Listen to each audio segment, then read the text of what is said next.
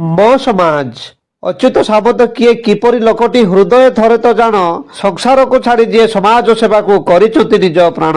Kit କିସ୍ ତାଙ୍କ ମାନସ ସନ୍ତାନ ଖାଲି ନୁହେଁ ଅନୁଷ୍ଠାନ, ଏହା ମଣିଷ ତିଆରି କାରଖାନା ଓଡ଼ିଶାର ଯଶ ଗୌରବ ଓ ସମ୍ମାନ। ଯାହାଙ୍କ ଶିକ୍ଷା ସାହିତ୍ୟ ସମାଜ ସେବାରେ ଓଡ଼ିଶା ହୁଏ ଗୌରବାନ୍ୱିତ। ଏପରି ସୁନାମଧନ୍ୟ ବ୍ୟକ୍ତିଙ୍କୁ କିଛି ଓଡ଼ିଆ ହେଉଛନ୍ତି ଈର୍ଷାନ୍ୱିତ। ବିଶ୍ୱର 1 ନମ୍ବର ଆଦିବାସୀ ବିଦ୍ୟାଳୟ ତାଙ୍କ ଉଦ୍ୟମରେ ପ୍ରତିଷ୍ଠା କଲେ। ଆଦିବାସୀ ଜାତିକୁ ଶିକ୍ଷା କଳା କୌଶଳ ଶିଖେଇ ସମାଜର ମୁଖ୍ୟ ସ୍ରୋତକୁ ଆଣିଲେ। ସ୍ୱାସ୍ଥ୍ୟ ସାହିତ୍ୟ କଳା ସଂସ୍କୃତି ଅଚ୍ୟୁତଙ୍କର ରହିଛି ମହତ୍ୱପୂର୍ଣ୍ଣ ଅବଦାନ। ଓଡ଼ିଶାର ସୁଖ ଦୁଃଖ ବିପଦ ସମୟରେ ସେ କରିଥାନ୍ତି ଯୋଗଦାନ। ସାମନ୍ତଙ୍କର ଏପରି ସୁନ୍ଦର ପଦକ୍ଷେପ ସାରା ବିଶ୍ୱ ଦିଏ ଧନ୍ୟବାଦ।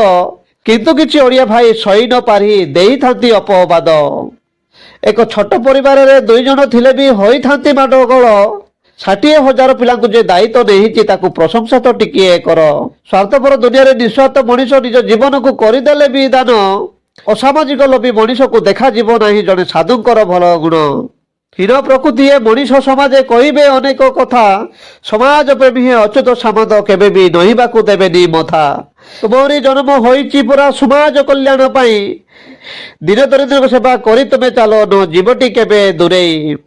ଅପ୍ରଚାର କୂଟ କପଟ ଚାଲିଥିବ ଏଇ ମିଛ ମାୟା ସଂସାରେ। ହାତୀ ଚାଲିଥିବ ତା ବାଟରେ କୁକୁର ଭୁକିବେ ହଜାରେ। ଅକର୍ମ ମାନେ କହନ୍ତି ବଡ଼ ବଡ଼ କଥା ତାଙ୍କୁ ଭଲ ବି ଖରାପ ଦିଶେ। ଯାହା କରିଛନ୍ତି ଅଚ୍ୟୁତ ସାମନ୍ତ ଏହା ସମାଜ ପାଇଁ କରିଛନ୍ତି ଏହା ଲେଖା ହେବ ଇତିହାସେ।